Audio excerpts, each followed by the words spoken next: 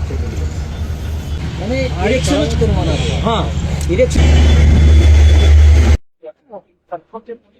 અહીંયા વરસાદ અને પાણીની પ્રોબ્લેમ આપણે અહીંયાથી ત્યાંથી સ્ટોક વોટર નાખી છે. હવે સુધીમાં પાછળ છે. આપણે એને ટેમ્પરરી પાછળ ફીડ લાવવાની વાત છે. તમે એક કામથી તમે એવું નક્કી કર્યું કે ભાઈ અમે એક ચાલુ કરીને એક શું કરવું, બરાબર છે. હવે તમે ત્યાં ઓલી દિવાલ છે તિલક ઓઇલ મિલની, હવે એ તિલક ઓઇલ મિલની દિવાલ માટે તમે 6 મહિનાથી છે એ અડતા નથી ને ક્યાંય કઈ કરતા નથી. હવે તિલક મિલની દિવાલ છે બિનકાયદેસર, તમારે બિનકાયદેસર હોય તો એને પાડી નાખવાની હોય. આ મંદિર ને બધું પાડતા હોય તો કેટલી વાર ફટાફટ પાડતા હોય. અને ત્યાં છે અને એનું લીગલી હોય તો એને જે પૈસા દેવાના હોય આપ આપી.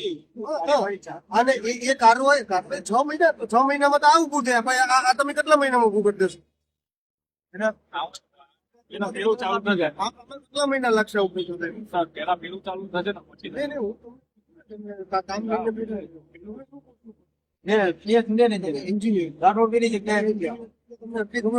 આ કામ છે કેટલા મહિના કેટલા સમય લાગશે? 10 મહિના. દિવાળી 10 મહિના લાગશે. ઓલું કામ કેટલું સમય લાગશે? એ માર્ચમાં માર્ચ તમારે ગણવાનું. પાંચ મહિના ત્યાં 6 મહિના બગાડ્યા. આ કામ કર્યો તો 4 મહિના કામ કરે જ નહીં. હા, હું કહું છું તો ટ્રાફિકના કારણે એમને આટલી વાત કરવી. તમારું ટાર્ગેટ એ હતું કે કોઈ એક કામ કરો, બરાબર? કોઈ એક કામ કરો અને એ પૂરું કરો. એ કામ તો મને અટવાઈ ગયું છે તો તમારે આ કામે છૂટી જવાય ને. નાના બાળકને કેવું તો વળી છે. તમારા કમિશનર જે હું એને મળવા ગયો, મેં વાત કરી તો વાત સાચી છે. આ તો ભૂલ છે આ લોકોની. અમને ફોન કર્યો ત્યાંથી, કોનો ફોન આવ્યો? હા, ત્યાંથી મેં ફોન કર્યો તો એમની ધારાસભ્યની વાત બરાબર છે. તમે આ કામ જોયા તો સાહેબ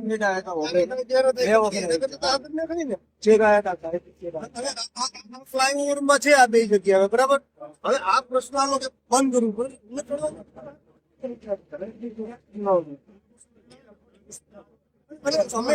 અમે ફટાફટ પ્રોજેક્ટ છે વહેલું થઈ જાય. આ પોસાય કેમ મને તો એ સમજાતું નથી. આ રોજ 100 વાર વધતો જાય છે. આપણને એ તમારી ભૂલ છે, તમે ટાઈમ પકડો છો.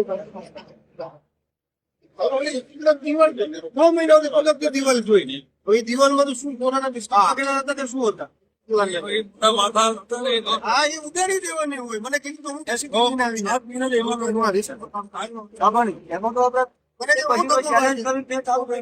રજા માટે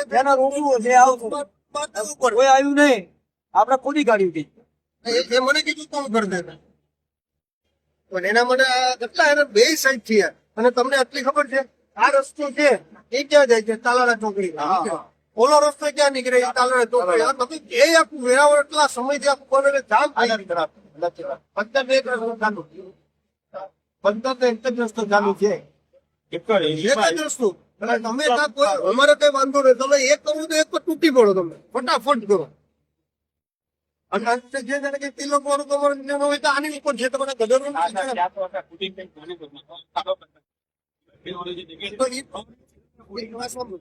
એ પ્રોસિજર જે છે ને એ તમારા આખી ટીમ છે જે ચડાવવા વાળું છે એ તો પૂરું થઈ ગયું છે. તો એને હાઈ લગાડી દો ને. તમે એન્જિનિયર ને મારે સમજાવવું પડે. રેલવે પોર્શન ભૂલી જાઓ તમે. તમને રેલવે પોર્શન ભૂલી જાઓ તમે. અત્યારે રેલવે ની ઓલી બાજુ જે કરવાનું છે એ કરો. તમે ખોટી દલીલ કરો. અમારા ગટર રેડી છે, બરોબર? રેલવે એ રેલવેના ગટર જે ચડાવવાના છે, જે ક્રેન આવશે ને એ જ ક્રેન અહીંયા ચડાવજો. આપણે તો અહીંયા કરો ને ત્યાં રેડી છે. તો આ બતાવી નો રેલવે ની ઓલી બાજુ તમારે સાંભળભાઈ આપણે કામ રેલવે એક રેલવે ને ના છે તમારે કઈ મંજૂરી કે બીજી કઈ તકલીફ પડતી હોય ત્યાં સુધી આ કરો ને. ખોટી ભાઈ મારી પાસે દલીલ નહીં કરતો. તારી ખોટી દલીલ નહીં આવે અને હું પાછળ પડીશ ને તો ખોટા બીજા કામે લાગી જઈશ. એટલે ખોટી હોશિયારી મારી પાસે કરવા બહુ બુદ્ધિ વાપરમાં. અમે 24 વર્ષ રાજનીતિમાં તારા જેવા કેટલા એન્જિનિયર આવીને વહી ગયા છે. કેટલી ઉપર છે તારે? અરે 46 24 વર્ષમાં બહુ એન્જિનિયર જોઈએ. હવે આનો ટ્રેન લાઈન આનો ઇરેક્શન કરાવી દઈએ. એટલે હવે તમે નથી કર્યું એટલે મારે આવવું પડ્યું. હવે નથી કર્યું તો કરો ને. સલાહ દીધો એના કરતા તમારી સલાહમાં તમે શું તીર મારી દીધું? અને સલાહ આપો છો, તમે નથી કર્યા એટલે મારે આવવું પડ્યું, મારે કમિશનર પાસે જવું પડે, રિજનલ કમિશનરમાં ફરિયાદ કરવી પડી, કમિશનર પાસે રૂબરૂ જવું પડ્યું, તમને આખું નકશો ને મારે ત્યાં સમજાવવો પડ્યો, અને ન્યાય કમિશનરે કીધું વાત ભરવી પડશે, આ પટેલભાઈને ફોન કરવો પડ્યો. તો આ તમારા કમિશનર ખોટા છે, રિજનલ કમિશનર ખોટા છે, તમે હોશિયાર છો, તમે એક જ હોશિયાર છો. ત્યાં તમારા પ્રોજેક્ટ મેનેજર હતા, એ આખું પ્રોજેક્ટ સમજો, અમે 2 કલાક હું તેમની સાથે બેઠો. એટલે અલગ કરો ને ભાઈ, સ્પીડ પકડો ને, તમારે સ્પીડ તમારામાં આવડત છે, તમે કેટલું કામ કરાવો. પેઢી પટાવવાની વાત હવે સાહેબ મારી ભાષામાં નયનભાઈ ને હું છેલ્લા વર્ષ દિવસથી ફોન કરું છું. સાયગ્રા નો પુલ છે જે રેલવે નો પુલ, ત્યાં રસ્તો છે. એક વાર એ લોકોએ એક નાનું ડમ્પર મંગાવીને ત્યાંથી લોકના રોજના 10 થી 15,000 માણસો સાયગ્રા કોલોની બધી કોલોની આખું શબ્દો અત્યારે એ લોકોએ બરકાતિયા રોડ જે મેન આખો ત્યાં ઢગલા કર્યા છે. એમાં એક આ ભાઈ ને એક બીજો કોક છે રાજુ જોટવા કરીને, કે તમારે જ્યાં જવું હોય ત્યાં જાવ, કે આ હટશે નહીં. ત્યાંથી લોકોને દૂધ એવી ઉડે છે. વિમલભાઈ તમે કાઢી ચલો બેન 15 પાસે ને એના માટે મેં ફરિયાદ સમિતિમાં રીઝનલ કમિશનરે ફરિયાદ કરી છે. કમિશનર આરે તો હું ગાંધીનગર નગર જવા જ હતો, બધું એમને સમજાયું. આમાં પ્રશ્નો પણ એવું છે કે જે હોસ્પિટલ તિલક મિલ છે, હવે જ્યાંથી નીકળે છે, હવે એના હિસાબે હપ્તેનું 6 મહિનાથી 2 પ્રોજેક્ટ કરી દીધા. હવે એ તિલક મિલની દિવાલ છે ને, એ બધા એવું કહે છે કે એ લીધેલું છે. તો પછી એવી લીધેલી હોય તો પછી તમે એને દૂર કરી નાખો ને. આટલી વેરાવળ પાત્રણ ભીડિયા પછી હેરાન થઈ છે આ જીવનના હિસાબે. અને કદાચ ને લીધેલી હોય કે એનું જે દેવા પાત્ર થતું હોય એ અપાવી જોઈએ.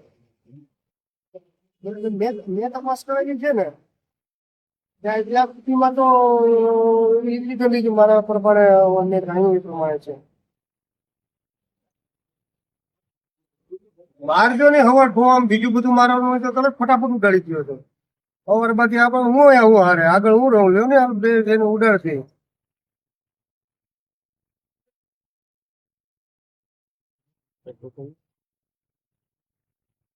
આમાં સ્પીડ રાખો ને, ઘણી વાર તો અડધી રાતે મંદિરે મસ્જિદ કાઢવાનું છે અને ઉડાડજો ને લોકોને. આટલા આખા વેરાવળ પાટા ભીડિયાના આશીર્વાદ મળશે.